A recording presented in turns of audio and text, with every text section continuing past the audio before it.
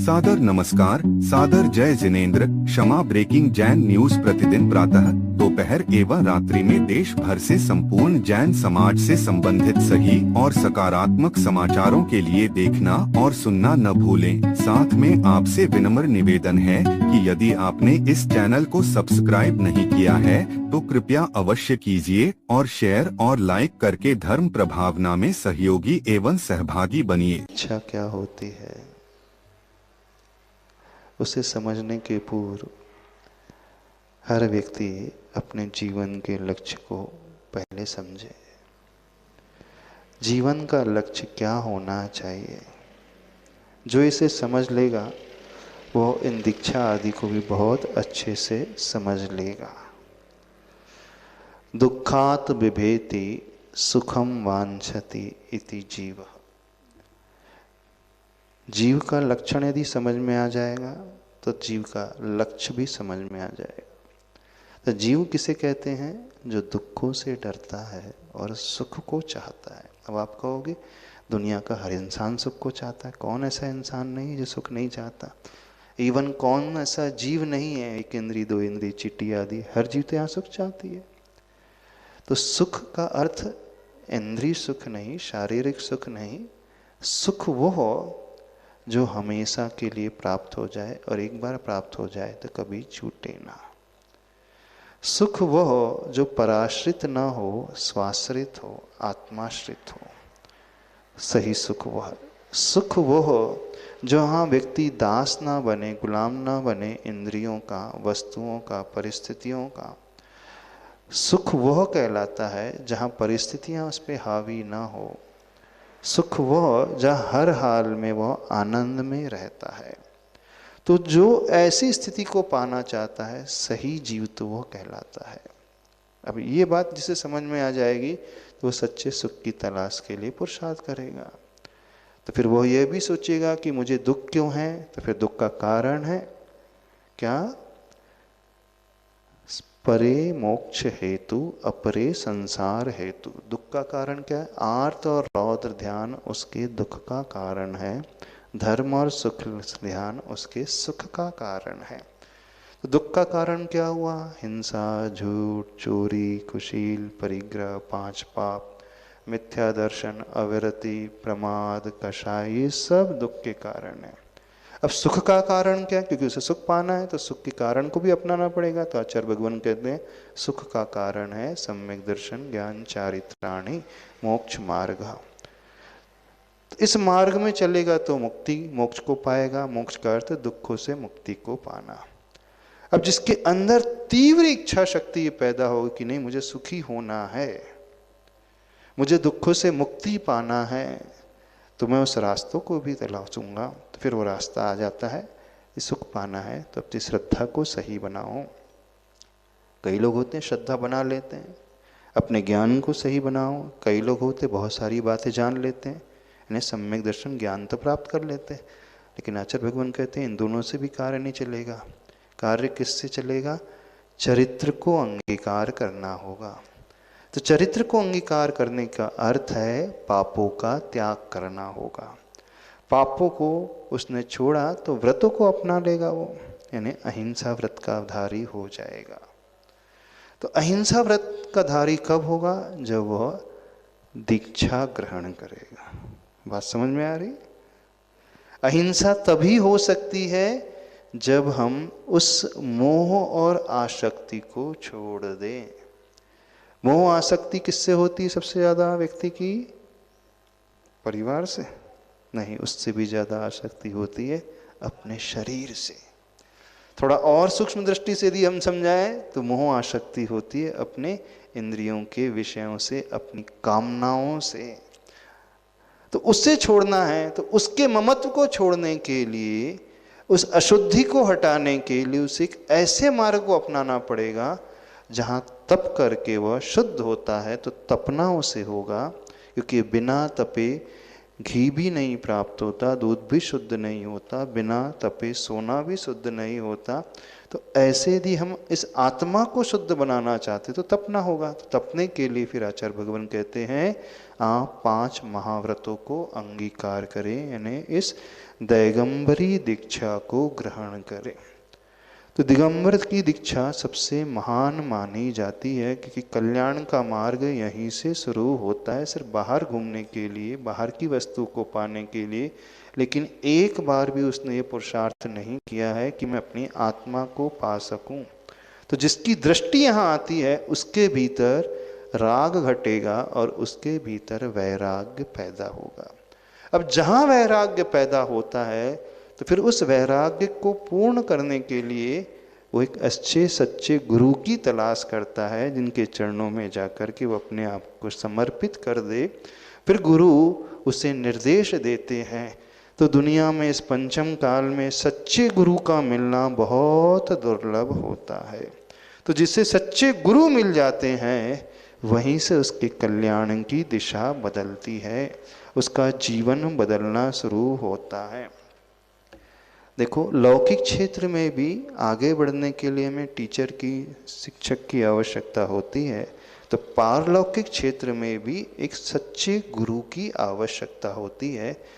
ऐसे गुरु जो स्वयं आचरण करते हैं और दूसरों को आचरण कराते हैं, स्वयं जो उन्हें शिक्षा देते हैं, दीक्षा देते हैं, प्रायश्चित देकर के शुद्ध करते हैं, वे सच्चे महान गुरु माने जाते हैं। अब इस हुंडा अवसर में पंचम काल में गुरुओं की तो भीड़ है, बहुत सारे गुरु हैं, कोई कमी नहीं है, लेकिन सच्चे गुरु, निष्प्रह गुरु, निर्लिप्त गुरु मिलना बहुत दुर्लभ है। लेकिन हम सब इतने सौभाग्यशाली हैं कि इस पंचम काल में हमें पूज्यवर आचार्य भगवान गुरुदेव श्री विद्यासागर महाराज जी जैसे महानतम गुरु मिले। ऐसे निष्प्रह, निरासक्त, अनासक्त योगी मिले जिन्होंने सब कुछ पाया, लेकिन उसके पाकर के भी हमेशा उससे ऊपर रहे, पृथक रहे, कोई आकांक्षा जिनकी नहीं। तो पूज्यवर गुरुदेव के हाथों से जिसे संस्कार मिल जाए वो बहुत महान व्यक्ति होता है।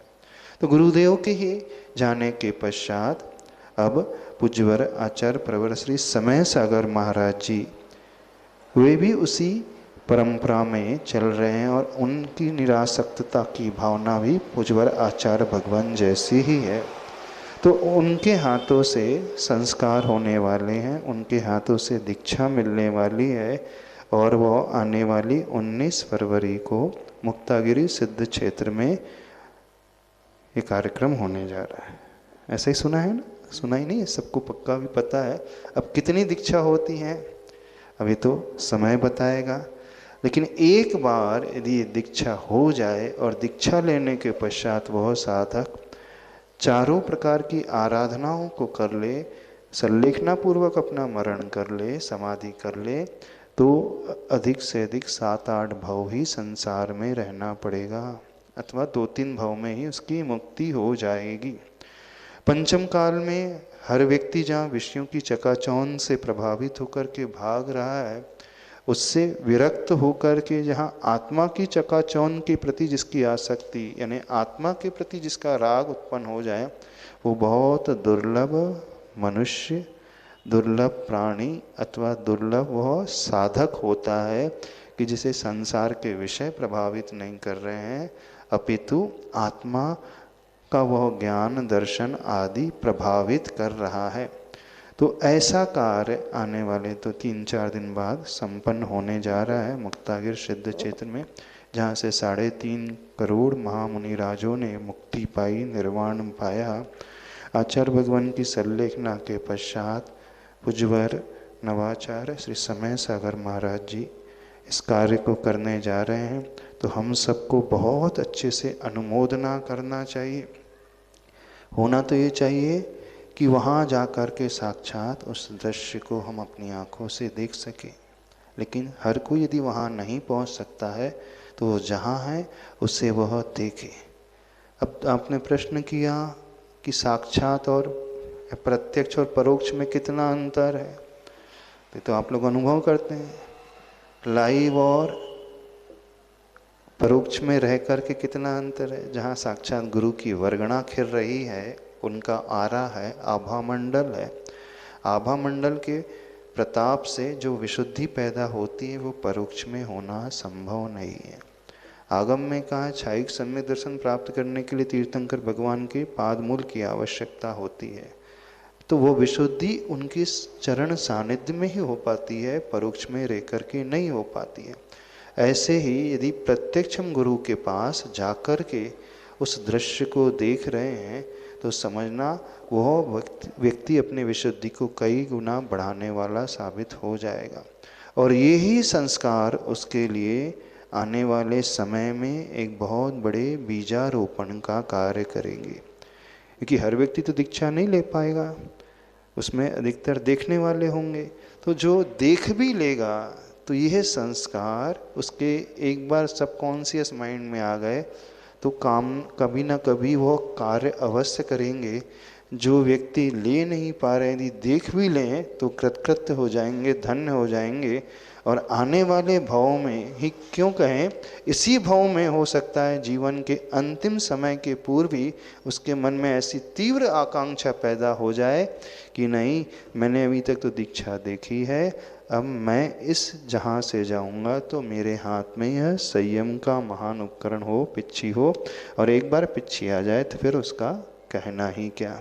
तो इस दृश्य को देखने से कोई भी व्यक्ति वंचित न रहे। बहुत पुनीत पावन कार्य 19 फरवरी को होने जा रहा है।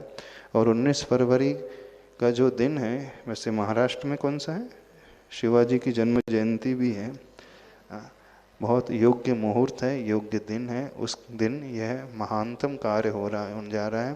तो हम तो यही कहना चाहेंगे सभी लोगों से, वो बहुत अच्छे से भावना करे, बहुत अच्छे से विशुद्धि बढ़ाए, अनुमोदना करे, जाप दे, विधान करे, और ये भाव भाए कि महती प्रभावना के साथ यह कार्य पूरा हो।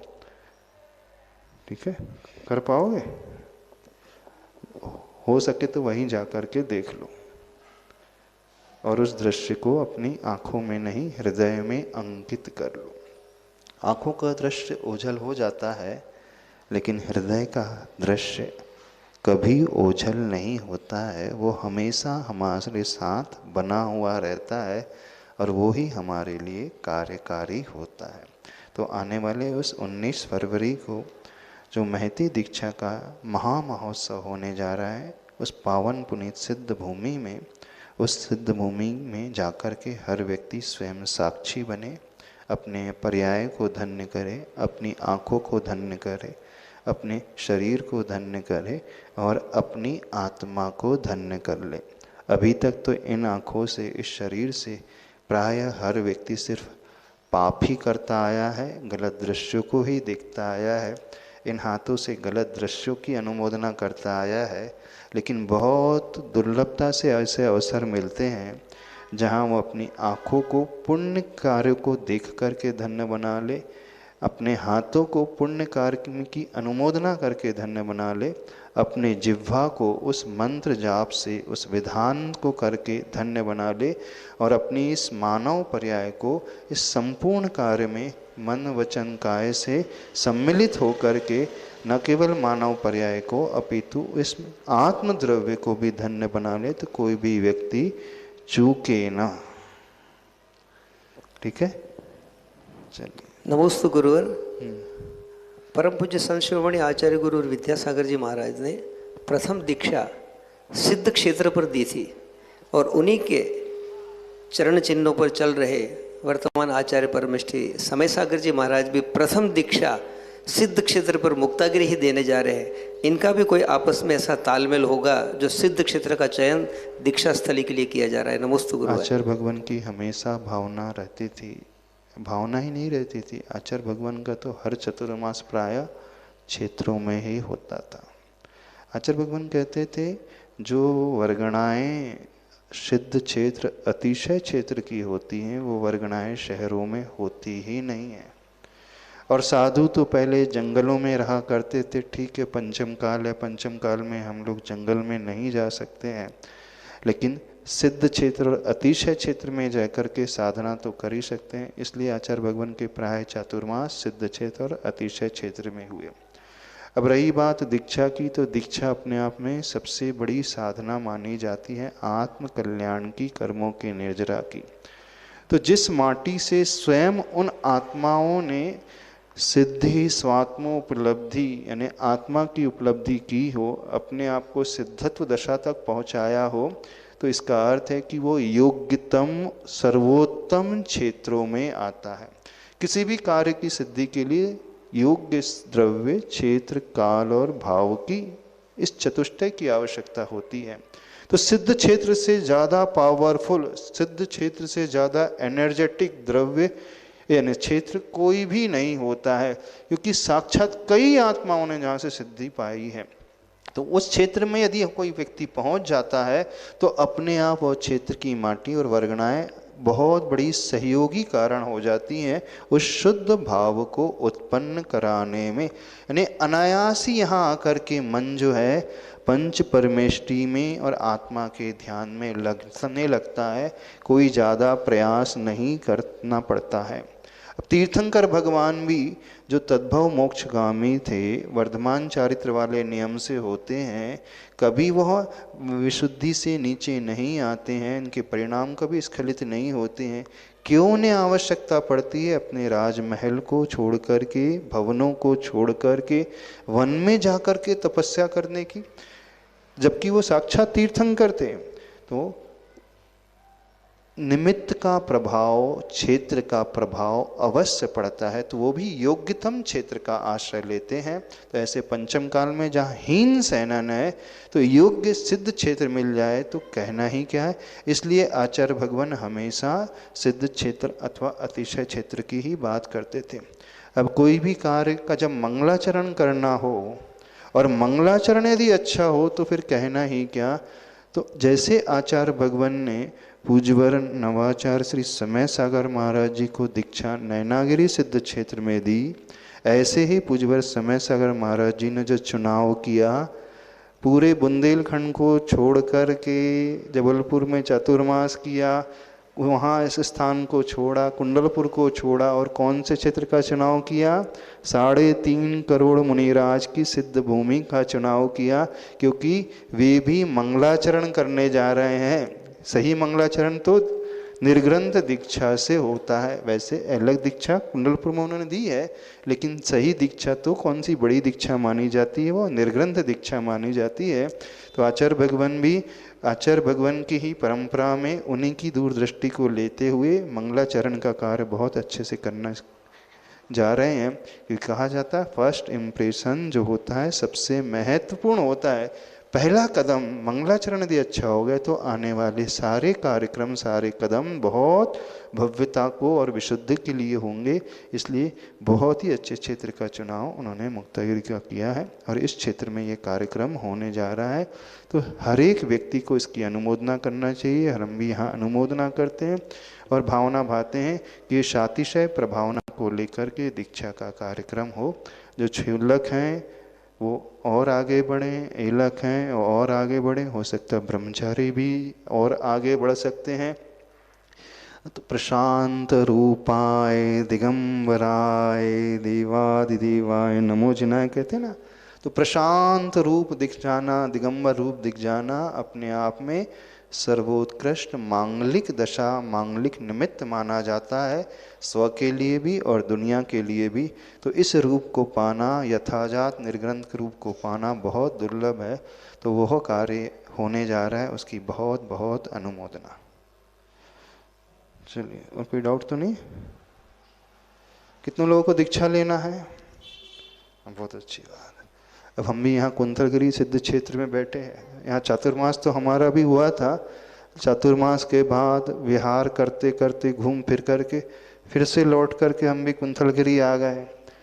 वो मुक्तागिरी सिद्ध क्षेत्र था जहाँ 3.5 करोड़ मुनिराज मुक्त हुए, और ये कुंथलगिरी सिद्ध क्षेत्र है जहाँ कुलभूषण देशभूषण महामुनि महाराज ने, अरिहंत परमेष्टि ने मुक्ति पाई।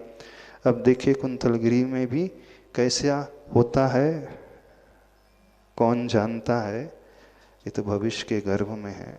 बोलिए महावीर भगवान की जय हो। पर Kshama breaking Jain news YouTube channel पर विज्ञापन देकर धर्म प्रभावना में बने सहभागी। विज्ञापन देने हेतु संपर्क कीजिए मोबाइल नंबर 9026900740 एवं समाचार एवं वीडियो भेजने हेतु WhatsApp number 9335236222। Kshama breaking Jain news YouTube channel देखने के लिए आपको बहुत बहुत धन्यवाद। सादर प्रणाम, सादर जय जिनेंद्र।